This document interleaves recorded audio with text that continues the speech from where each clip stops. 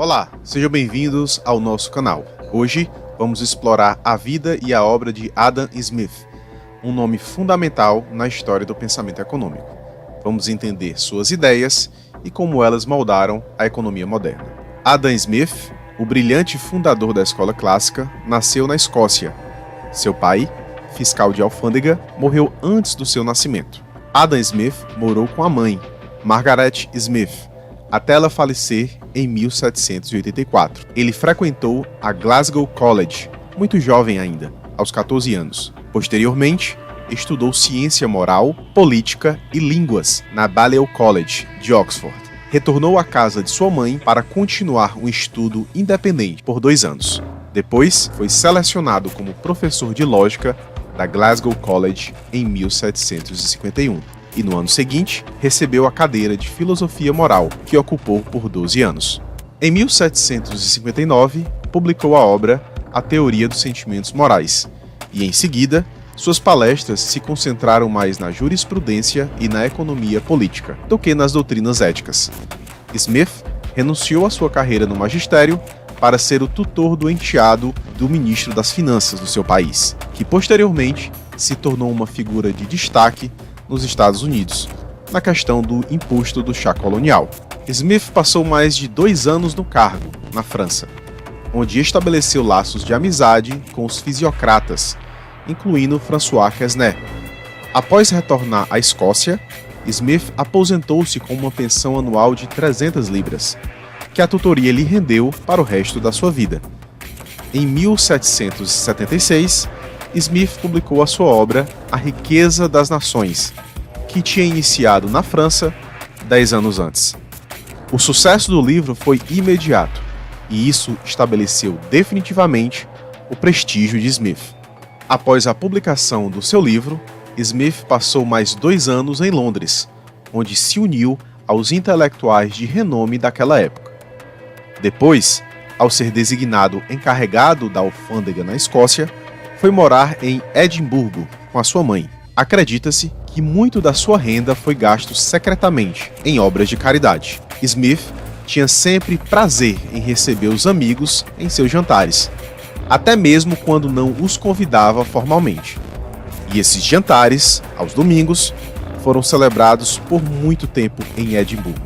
Entre as honras que recebeu, estava sua eleição como reitor da Glasgow College. Há um fato curioso na história de Adam Smith. Pouco antes da sua morte, em 1790, muitos dos seus manuscritos não publicados foram destruídos, de acordo com o seu desejo e sem nenhuma explicação. O pensamento de Smith recebeu várias influências importantes. A primeira, e talvez a principal, foi o clima intelectual da sua época. Este foi o período conhecido como Iluminismo, um movimento intelectual que se ergueu sobre 2 pilares: a habilidade de raciocínio das pessoas e o conceito da ordem natural. Por meio do raciocínio sistemático, as pessoas poderiam descobrir não apenas as leis físicas, mas também aquelas que governavam a sociedade. Os pensadores iluministas foram, portanto, otimistas. Eles geralmente acreditavam que o pensamento e a energia humana poderiam produzir um progresso quase ilimitado. A segunda influência que Smith recebeu foi dos fisiocratas, especialmente de Quesnay. Ele elogiou o sistema fisiocrático com toda a sua imperfeição, como talvez o mais próximo da verdade que já tivesse sido publicado sobre o assunto economia política. O ataque dos fisiocratas ao mercantilismo e as suas propostas para remover as barreiras comerciais ganharam a sua admiração. Com base nesses pensadores, ele descreveu o tema da riqueza como os bens de consumo reproduzidos anualmente pelo trabalho da sociedade, a desejável interferência mínima do governo na economia e o conceito do processo circular de produção e de distribuição. Ele tinha planejado dedicar sua obra, A Riqueza das Nações, a François Quesnay, se ele tivesse vivido até o livro ter sido concluído. Francis Hutcheson, instrutor de Smith na Glasgow College, foi a terceira influência significativa que Smith recebeu. Hutcheson acreditava que as próprias pessoas poderiam descobrir o que era eticamente bom, a vontade de Deus, ao descobrir as ações que servem para o bem da humanidade. Finalmente, Smith foi influenciado por seu amigo David Hume, que por meio de cartas e conversas particulares, contribuiu para o desenvolvimento intelectual e as ideias econômicas de Smith. O livro A Teoria dos Sentimentos Morais foi publicado 17 anos antes do livro A Riqueza das Nações. Ambos os livros situam-se lado a lado, mostrando-se diferentes, mas com facetas complementares do seu pensamento. Enquanto a Teoria dos Sentimentos Morais discutia as forças morais que restringiam o egoísmo e uniam as pessoas em uma sociedade factível, A Riqueza das Nações supunha a existência de uma sociedade justa e mostrava como o indivíduo é guiado e limitado pelas forças econômicas. Tanto a Teoria dos Sentimentos Morais quanto A Riqueza das Nações reconciliam o indivíduo com o interesse social por meio do princípio da mão invisível, ou da harmonia natural, e do princípio da liberdade natural do indivíduo ou do direito por justiça. Em A Teoria dos Sentimentos Morais, a compaixão e a benevolência impedem o egoísmo.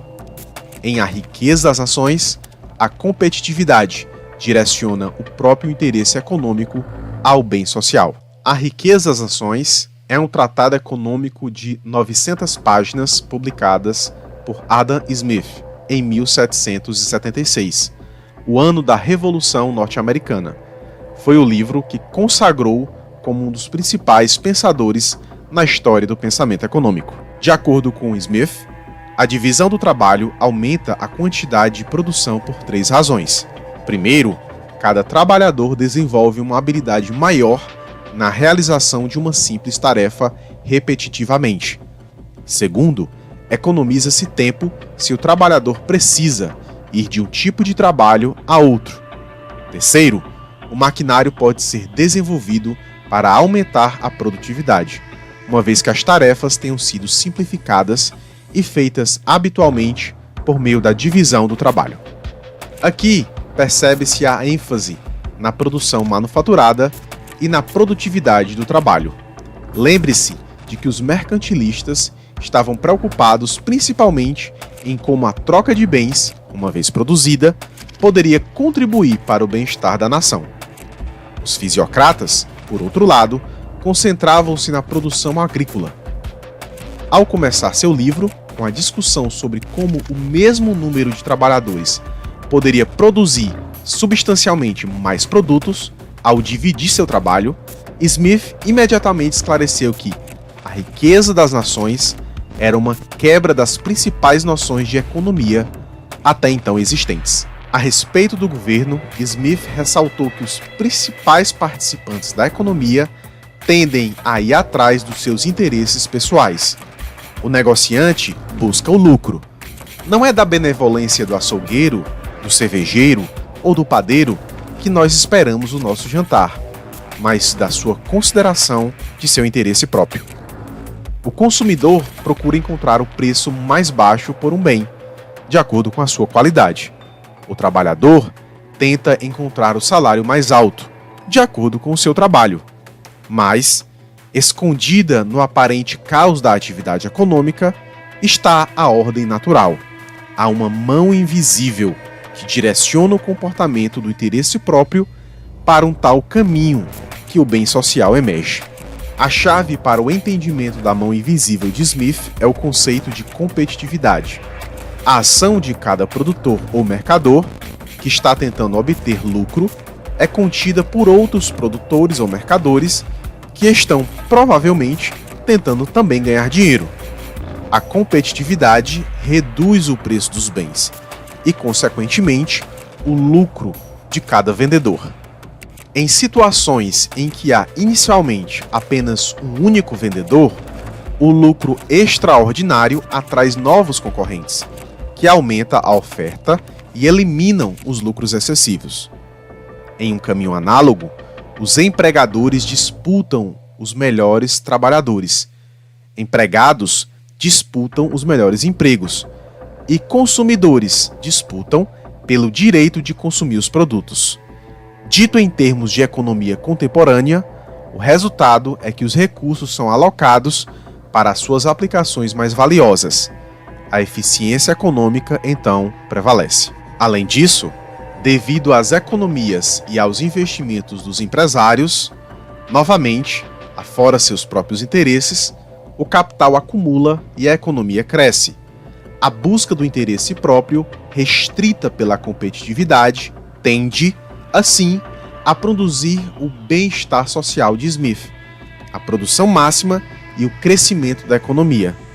Essa harmonia de interesses significa que a intromissão do governo na economia é desnecessária e indesejável. De acordo com Smith, os governos são esbanjadores, corruptos, ineficientes e concessores de privilégios de monopólio em detrimento de toda a sociedade.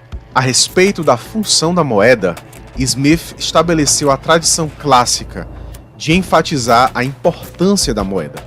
Certamente, a moeda é vital como um meio de pagamento, pois sem ela, os negócios seriam algemados a um sistema de mercado de trocas. Mas a própria moeda nada acrescenta aos produtos ou à riqueza de uma sociedade. Ela facilita a circulação dos bens, mas é a produção deles que constitui a riqueza. Embora as moedas de ouro e de prata que circulam sejam uma parte valiosa do capital de um país, elas são estoques mortos, não produzindo nada. Essa última visão é a mais recente contribuição de Adam Smith. Os economistas modernos excluem a moeda da sua lista de recursos econômicos, porque, como tal, ela não é produtiva. Os pontos de vista de Smith sobre a moeda são claramente opostos aos dos mercantilistas. Se a função da moeda é servir como um meio de troca, então o papel moeda geraria o mesmo resultado que o ouro e a prata, exigindo menos esforço para produzir. O ouro e a prata, disse Smith, são como uma estrada que, sem ser produtiva, permite que os bens sejam trazidos para o mercado.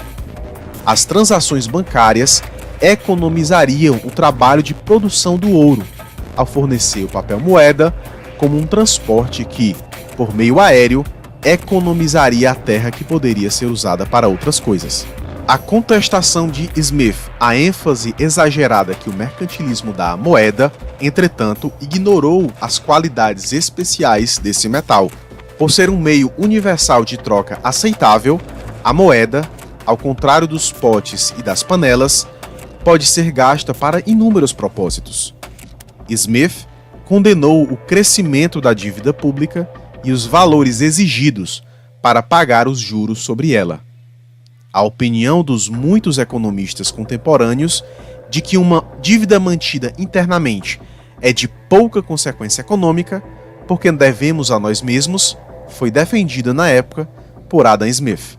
O legado de Adam Smith é imenso.